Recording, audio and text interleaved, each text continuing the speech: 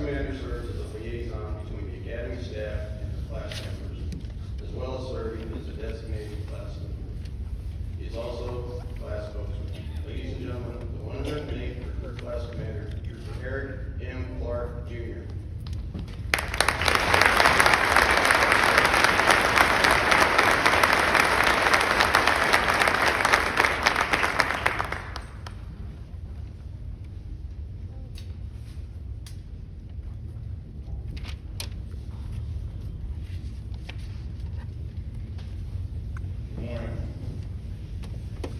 Beloved, on behalf of the 108 recruit class, I would like to extend a warm welcome to all our visitors and distinguished guests.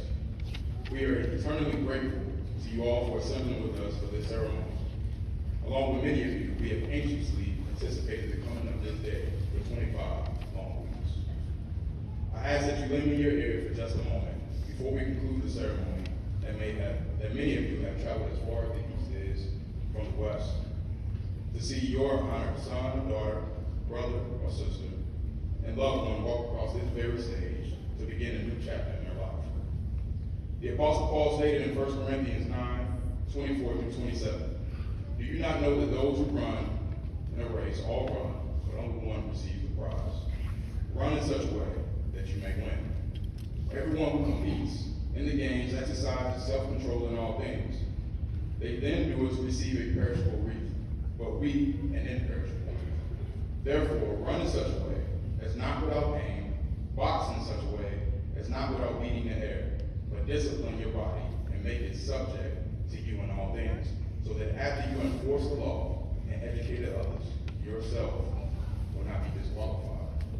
So the 108 recruit class, family and fellow law enforcement officers, this is our day to shine and to create another opportunity to correct the wrong we have witnessed. We must remember not to tarnish, stain, or undermine what we have accomplished by losing sight of who we are when we don our uniform. We must also remember who we are when we take this uniform off. Do not take the task we have inherited in this noble and distinguished profession lightly. If we take time to think about how many troopers are in the state of Missouri, or how many law enforcement officers clothe themselves in a similar uniform around the country, we calculate numbers similar to these. There are roughly 1,350 Missouri state troopers, and we will add every one more today. And there are roughly 750,000 law enforcement officers around the country. But I believe that these numbers are incorrect. There is but only one Missouri state trooper and only one law enforcement officer. How did I get this number? I'm glad you asked.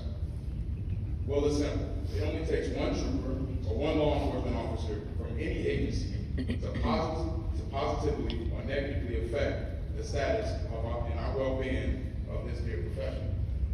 So I beseech you, my brothers and sisters, to be the one that reflects positively upon this profession. If, however, you consider doing the latter, remember there is another officer that must work 10 times as hard to ultimately correct the negative image that you have created. We must recognize that sometimes during our career we will save a life, or many lives for that matter, by putting our own life on the line, because this is what we have been called to do.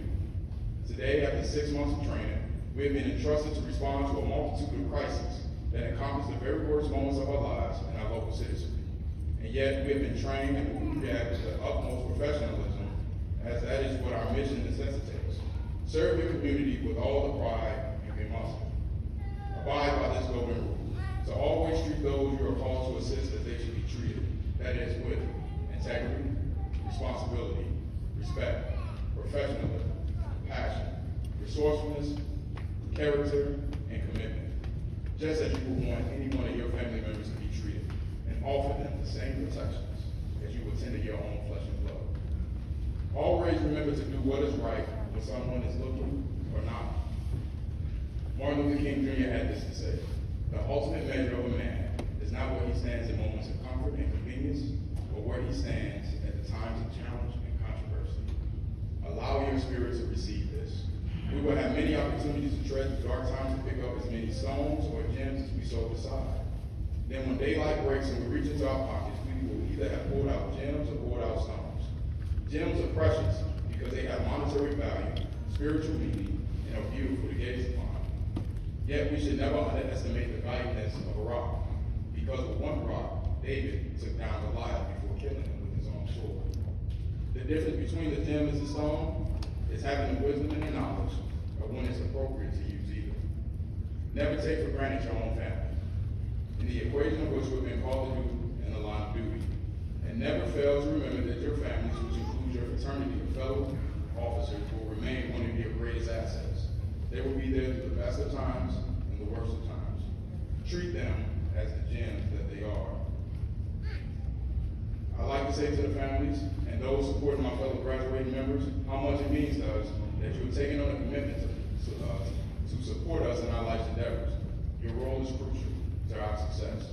Your nights will be long, your fears will be justified, your spirit will be tested, and your patience will run thin. Yet in the end, your courage and support should stand victorious. My fellow classmates, look into your hearts and seek righteousness and truth. Recall the sacred duty you swore to perform in the generations that have worn the decorated badge before you. You now have joined the brotherhood of millions. You have been placed amongst them to be prepared by the best instructions that the state can provide. Welcome to the thin blue line. Serve and protect as you leave this gym today. Never compromise your integrity, for if you lose it, it will be impossible to restore. All the potential for the Missouri State Highway Patrol is among us right now. Here we have future colonels, directors, lieutenant colonels, majors, captains, lieutenants, sergeants, and even some future instructors. We express our deepest gratitude to the entire Academy staff. We would like to thank all our supervisors and their staff for their support. And I saved them for last, but perhaps the most important, we would like to again thank our families and the support system by standing by us these last 6 months and the months to come. And when you see us on the road, remember we have maintained our allegiance and we will bear true faith as the one way to always be dedicated to the state.